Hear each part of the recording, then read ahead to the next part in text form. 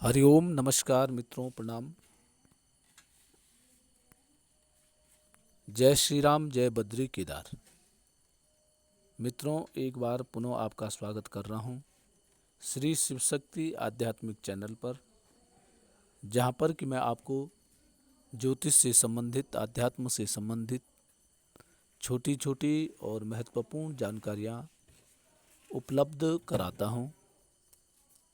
इसी कड़ी में आज मैं आपको मित्रों चर्चा करूंगा राहु ग्रह के बारे में, क्योंकि राहु ने आज से अर्थात 18 मई से राशि परिवर्तन कर दिया है और ये 25 नवंबर तक राशि परिवर्तन अर्थात मीन राशि में पहले राहु था, अब कुंभ राशि में राहु आ गया है।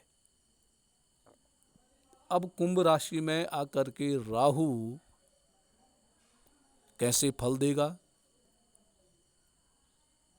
आपका राहु कैसी स्थिति में है, आपकी राशि के अनुसार राहु आपको फल देगा, इसके बारे में आज आपको मैं चर्चा करूंगा।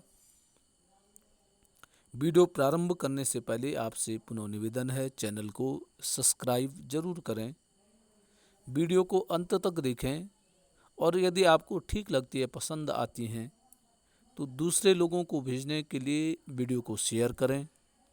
साथ में मित्रों लाइक भी करें और कमेंट भी करें। तो आओ चर्चा करेंगे राहु ग्रह के बारे में। राहु ने राशि परिवर्तन तो कर दिया है, कुंभ राशि में राहु आ गया है। अब आपकी कुंडली के अनुसार कि राहु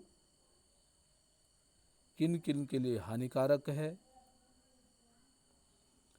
किन किन के लिए शुभ फल देगा और किन के लिए मध्यम फल देने वाला राहु होगा, तो इसके लिए है मित्रों कुछ सूत्र हैं। उन सूत्रों के आधार पे मैं आपको राहु के बारे में बताऊंगा। सबसे पहला सूत्र है कि राहु किस राशि में बैठा हुआ है। सबसे पहले आपने अपनी कुंडली में देखना है राहु कौन सी राशि में बैठा है। उसके लिए आपने देखना है कि राहु कौन से अंक पे है। जिस अंक पे राहु बैठा है वह राशि हो गई, उस राशि का आपका राहु है। अब उस राशि का स्वामी कैसी स्थिति में है, तो ये भी निश्चित करता है कि उस राशि का जो राशिश है, भावी का भविष्य है, तो वह कैसी स्थिति में बैठा हुआ है। जैसे आपका राहु कुंभ राशि का है, जैसे मैंने इस कुंडली में दिखा रखा है कि कुंभ राशि में राहु बैठ रखा है, तो कुंभ राशि का स्वामी हो गया शनि।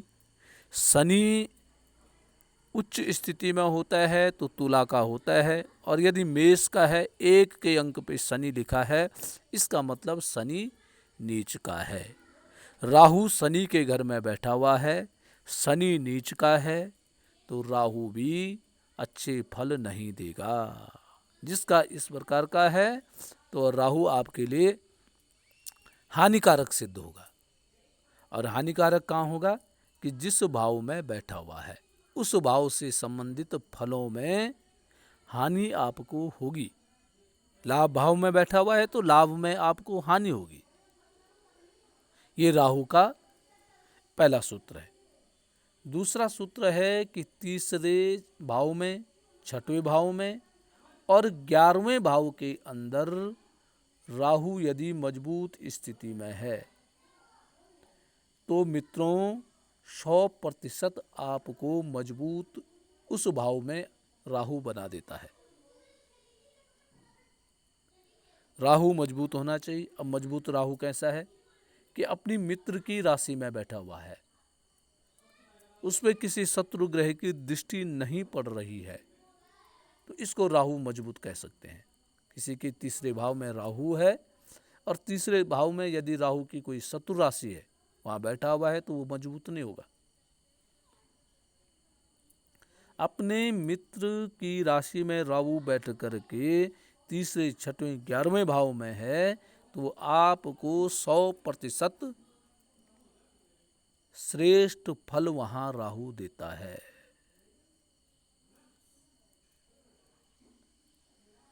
तीसरा सूत्र है मित्रों, राहु जिस भाव में बैठा हुआ है वहां पर अकेला होना चाहिए, तब ही राहु अच्छा फल प्रदान करता है। राहु हमेशा जिस भाव में बैठा हुआ है वहां अकेला बैठा हुआ है तो वहां ठीक फल देगा। यदि किसी दूसरे ग्रह के साथ बैठा हुआ है तो वह अशुभ हो जाता है। वो कैसे? यदि चंद्रमा के साथ बैठा है, यदि सूर्य के साथ बैठकर चंद्रमा के साथ बैठ रखा है तो वहां वो ग्रहण योग बना देता है, और ग्रहण योग बन करके जिस भाव में बैठा हुआ है उस भाव की उन्नति को रोक देता है। यदि मित्रों मंगल के साथ बैठ रखा है तो मंगल के साथ बैठ करके राहु अंगारक योग बनाता है, और अंगारक योग जिस भाव में बन जाता है उस भाव के प्रति जातक में उत्साह होता है, जोश होता है, और कभी कभी जोश अत्यधिक जोश के कारण उस भाव की हानि कर देता है। बृहस्पति के साथ बैठ रखा है तो गुरु चांडाल योग बन जाता है, और शनि के साथ बैठ रखा है राहु तो वहां श्रापित योग बन जाता है। तो इसलिए राहु अन्य ग्रहों के साथ मिलकर के उस भाव की उन्नति अर्थात हानि करवाता है। अकेला बैठा है तो अकेला बैठ करके राहु शुभ फल प्रदान करता है। फिर दूसरी बात यह है कि राहु जिस भाव में बैठा है अगर उस भाव का स्वामी पीड़ित होगा तो राहु नेगेटिव फल देगा। चाहे वो नवांश में भी, नवांश जो कुंडली है वहां भी अगर राहु कहीं बैठा हुआ है और उस भाव का स्वामी यदि श्रापित है, नीच का है, पाप ग्रहों से घिरा हुआ है तो राहु वहां शुभ फल नहीं प्रदान कर सकता है। मित्रों, राहु के लिए है कि वो अकेले कहीं बैठा हो, अकेले बैठ कर के ही राहु शुभ फल प्रदान करने वाला होता है। यदि आपके कुंडली में भी राहु ठीक स्थिति में नहीं है तो राहु का उपाय आपको जरूर करना चाहिए। राहु के जप करने चाहिए, राहु के वस्तुएं दान करके आपको राहु को ठीक करना चाहिए, क्योंकि राहु मित्रों एक ऐसा ग्रह है वो मनुष्य को रंक से राजा बनाने की क्षमता होती है और राजा से रंक करने की भी क्षमता राहु ग्रह में होती है। राहु अचानक फल देने वाला ग्रह होता है, परंतु कब? जब राहु की स्थिति ठीक हो। और यदि राहु ग्रह ठीक नहीं है तो फिर जीवन में बहुत सारी कठिनाइयां प्रदान करने वाला भी राहु ही होता है। तो मित्रों, आज के लिए बस इतना ही। कल पुनः किसी नई जानकारी के साथ आपके सामने प्रस्तुत होऊंगा।